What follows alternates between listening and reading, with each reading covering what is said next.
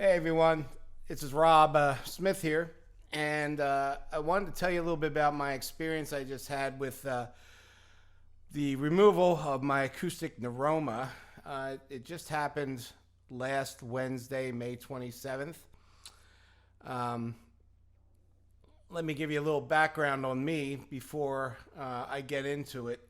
I kind of just want to tell you about some of the things that I did before I went in for my surgery and then what I did after my surgery. I am a musician that lives in New Orleans. I'm a drummer, play on Bourbon Street 6 nights a week when bars were open, so I'm not really employed right now. But I was riding my bike to work just about every day. I live about 10-minute bike ride outside the French Quarter in New Orleans. And yeah, I had this tumor in my head, and it's been there for about 5 years, but I didn't start riding my bike until about a year ago. So I was riding, my bike back and forth for quite some time before I had my surgery. Now, the doctors at Pennsylvania Hospital, I'm originally from Philadelphia, but the doctors there thought that because I had been riding my bike so much before my surgery that perhaps my left side had compensated for my right side, which is where the tumor existed. And I may have actually gotten some of the work done before my surgery. So I would suggest to everyone, if you are going into surgery, you're going in soon, that you should start working on balancing exercises before you actually even go in. Now, obviously, you don't have to ride a bike. Riding a bike is great because it does really challenge your balance and your equilibrium. And it would be great if you can do that, but obviously only do what you feel is safe and comfortable. You could do yoga, jump rope, just stand on one foot for a while. Give yourself, a mock DUI test. Hopefully you don't ever have to do it for real. But, things like that, closing your eyes, touching your nose, walking one foot in front of the other, anything to challenge your balance before you go into surgery. Because you can start the compensation process before you even hit the operating table. And that'll give you a great advantage, I believe, in your recovery. And I think that's why my recovery is going so well. My surgery started at 7:30 a.m. in the morning and lasted until 7 o'clock that night. So I was out for almost 9.5 hours. And when I came out of it, I was actually pretty lucid. I was already making completely idiotic jokes, which is what I tend to do best. And my wife, who was right there, couldn't believe that I was just talking and, acting fairly normal. And you can see I don't really have the facial paralysis. It doesn't explain the ugliness, but, I don't have any nerve damage or anything up there. And again, my experience could be unique. I think we're all unique. I think we all have our own experience. But the fact that I was able to do these things before I even had surgery, I think did help quite a bit. So, after surgery, what I decided to do, I obviously talked to nurses and doctors for a bit when I came to, and they had to check my vitals and, all that business, see how I'm doing. Lots of nerve tests, lots of moving your feet up and down, grabbing fingers, things like that. When everybody left the room, which was probably by about 9 o'clock, everybody finally cleared out.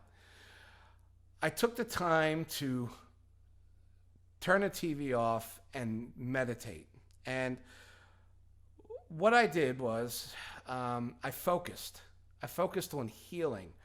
I was having some pretty severe pain where the incision was. I obviously had an incredible headache. They were giving me medication. I had some morphine. They gave me some Tylenol 3, things like that. But it didn't knock me out, believe it or not. I did not sleep the entire night after my surgery. I did not sleep at all. I was up till 6 in the morning. But from 9 o'clock till 12, I meditated. And here's what I did. This is going to sound kind of crazy. I imagined myself, well, I imagined I focused on my wound. I focused on where the surgery occurred. I focused on where the pain was focused. And I pictured lots of little people that looked like me working on that area, you know, making it heal, massaging it, doing things. I mean, I'm not a doctor. I don't know what the hell is going on in there. But I just imagined that there was a healing process and people were working on it inside my skull. I did that for off and on for 3 hours. Trust me, I don't have the concentration level to meditate for 3 hours straight. No way. But I did really focus on healing that area. I leaned into the pain. I didn't try and fight the pain. I wouldn't try and, I made sure my entire body always felt relaxed. When you're lying there, do a full body scan. Make sure that you're not tensing up anywhere in your body. You're not hunching up your shoulders. You're not clutching your fists. You're not, curling your toes. Try and focus on your entire body being really relaxed. And then put all your attention on where that pain is emanating from and where your incision is. And imagine it, people working on it as your eyes are closed and you're meditating and healing. You're visualizing. You are literally visualizing your healing. I also was saying to myself, I am healing. I am healing. I'm just this mantra over and over again. Again, I did that for 3 hours. That's, about it. I turned the TV on, I watched. But then every once in a while, I would turn the TV back off and go back to it. Maybe for 20 minutes, maybe for 45 minutes. But I would keep going back to it.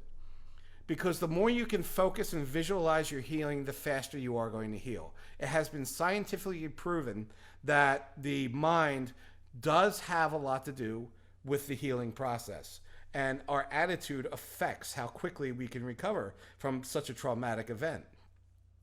So I implore you to just try and turn everything off. Don't think negative thoughts. I know, easier said than done. We all have different experiences. If you have some facial paralysis, you may be upset about that, but you need to dive into those feelings. Don't avoid them, live in them. Occupy the space where that you may be feeling anxious or sad or depressed or worried. Don't avoid it. Do not avoid it. Dive into it, experience it, and deal with it. Don't compare yourself to other people's experience. Don't compare yourself to what I'm telling you. You can try the things that I'm telling you, but don't compare yourself to what I went through, because we're all unique. We're all going to have a different experience. We're all coming from different places. We all have, different things going into it. So no comparisons. Just try and live in the space that you're dealing with. If it hurts, and accept it and lean into it. Be a part of it. And fighting it creates more stress. It creates more tension. Whereas when you kind of lean into it, you can actually relax a little bit more and visualize and focus on healing that pain.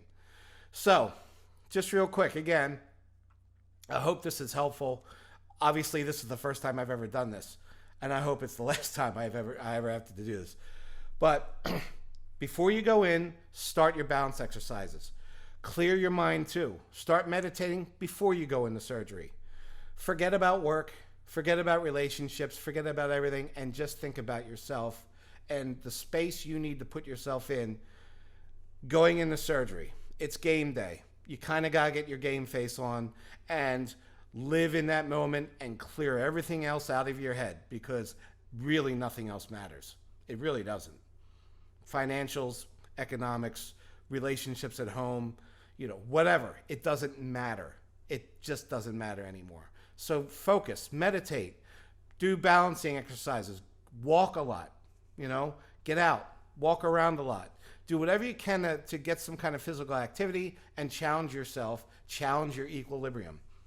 After the surgery, make sure you're relaxed. Try and release tension from your body. Meditate, visualize the healing. Focus on the area that is giving you the most pain, the most problem. There may be psychological issues of worry and things like that. Lean into it. Don't stress. don't try and pull away from it and fight it, because more fighting is just more stress. So I hope this is helpful. If you have any questions at all, you can, send me a personal message through Facebook if you want, and I will be more than happy to talk to anybody about this process. Aside from being a drummer, I am a teacher too.